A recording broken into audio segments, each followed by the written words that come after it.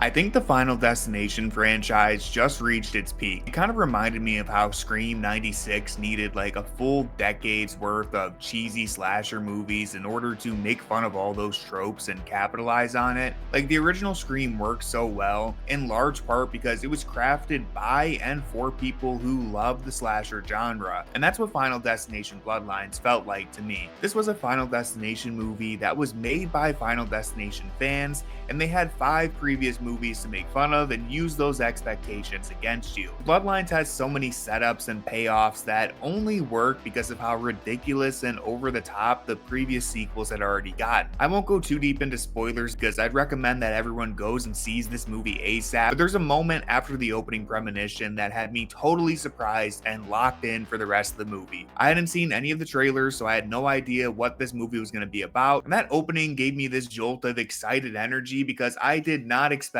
to be surprised by a Final Destination movie in 2025, but I had no idea where it was taking me. I thought it would be the same cookie cutter formula that we already knew, and obviously to an extent this movie is that same exact formula, but the previous movies had kind of settled into a niche. Every movie just focused on a new group of shitty characters that you didn't care about at all, and you were basically just waiting to watch them die in horrific ways. And I totally understand why the creators of Final Destination decided to take the franchise in that direction, because yes, if we don't care about the characters, then we're not going to be upset when they die, and in fact, we're sick enough that we might actually enjoy watching them die in these horrific ways. But in reality, by making all the characters so unlikable, you removed all tension from the franchise because we didn't have anything invested into the cast. There was no suspense or yelling at the screen for characters to avoid certain things because no one really cared if these characters survived or not, and I think that ultimately hurt the franchise, and it's why it started to feel so stale by the end of it. And so Bloodlines decided to offer something different by giving you a group of characters that at the very least you could tolerate, and in the case of certain characters you actually genuinely enjoy. I felt the tension of every setup for each death because I didn't really want to see any of these characters die. And that's something that I can't say for any of these other movies. Like,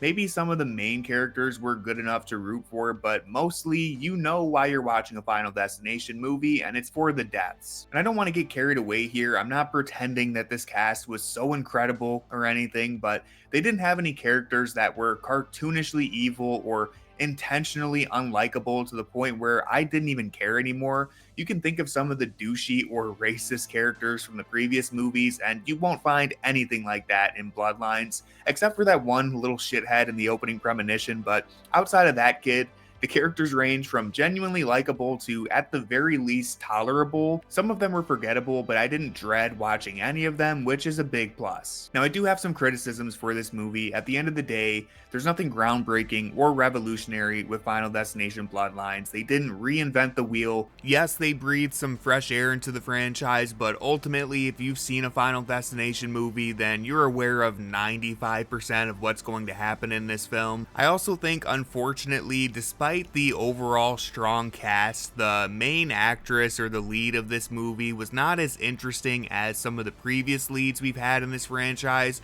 I don't think she's necessarily a bad actress by any means. I thought she was fine in the film. It's just her writing and character development is not all that strong, and yes, it's a Final Destination movie. What are you really expecting? She's just not as interesting as some of the other leads, and that's a bit of a disappointment because so much of the third act relies on your attachment to her, and I just wasn't that invested. And I also thought the third act was pretty rushed and it didn't have the scale needed to feel satisfying to me. It was a very small, secluded location that just didn't really work. Like, Final Destination, at its best, in my opinion, is when it takes common everyday fears and pushes them to the max. And this final location here was so far out of the realm of anything that we'd be dealing with on a day-to-day basis that it all fell kind of flat to me. But overall, outside of the third act, this movie does play into those everyday fears almost to perfection. There's some great sequences where nothing even happens, but the movie understands that just by showing a close-up of certain things or panning the camera to different areas will trigger our anxious minds to focus on everything that could go wrong, and this franchise has taught us that everything can go wrong.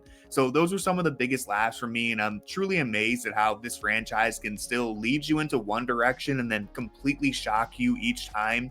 You might think you know where it's going, and every little hint and clue that they gives you does end up coming into play at some point, but it's never how you would have imagined. Like, they'll show you all these different dangerous things that feel like they would lead to obvious deaths, but then it's the most random, unexpected, horrific death that you just did not see coming at all. And even the trailers, like, again, I won't spoil anything for you guys, but the trailers themselves are very misleading in a good way. There are scenes that I was worried were going to be spoiled by the trailer, but then when you watch the actual movie, you realize what you were watching wasn't what you thought. And then speaking of the cast one more time, I have to shout out 4 separate characters. First off, rest in peace, Tony Todd. His final scene, talking directly to the audience, was incredibly heartfelt. It was so bittersweet, and I think I speak for everyone when I say the horror community is eternally grateful for this mysterious and charismatic man.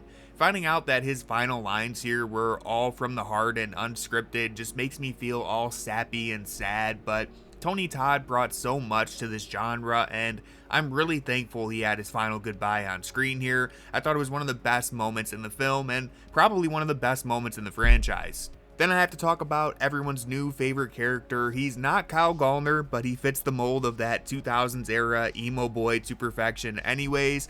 This dude was great. I don't know if any other character in this franchise had a higher hit rate on jokes than Eric. He was just a joy to have on screen, and he totally deserves all the praise that he's getting. The other actor who plays Eric's brother, Owen Joyner, I thought was also fantastic. I would have loved more time with both of these characters, and I thought the film was smart to give us a whole segment of just them together in the hospital. Their chemistry was awesome, they were hilarious, and I liked that we got this character who would have otherwise been a douchey jock stereotype, and instead he was a pretty sweet and sentimental person who delivered on a ton of laughs. Then lastly, the actress who plays Iris in the opening premonition was also fantastic. I really enjoyed her segment of the movie. I think an entire film of just her character would have been great.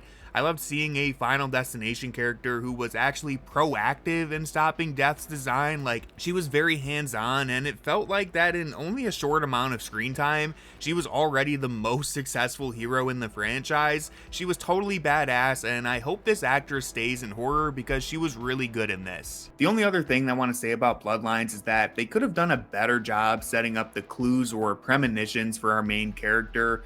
Those omens that usually pop up and hint at what's going to happen next were totally missing from this film, unless I just missed it personally.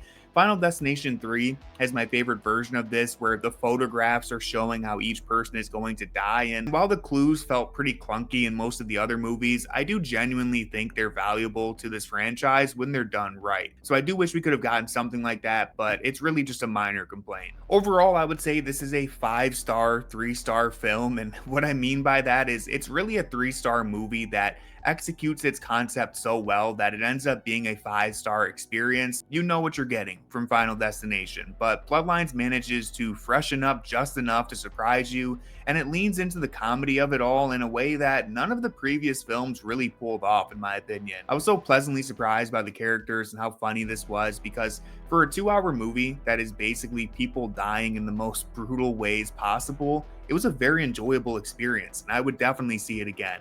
Also, there's this piano death early in the film that really sets the tone, and it's maybe the hardest I've seen my mom laugh at a movie. So if you've seen Bloodlines, then you know what I'm talking about. And I've seen other reviews mention how that moment was the craziest thing they've seen in the theater. So anyways, if you've seen Bloodlines, then let me know in the comments what you thought about that moment. If you haven't seen this yet, then I would say go check it out. I had a great time with it personally. And make sure you subscribe to this channel, because now that the calf season is tragically over, I'll have more time to upload here, and I plan on grinding out some movie content for everyone this summer. So all the support that you can offer, it really means a lot. I truly do appreciate it, and I'll see you next time.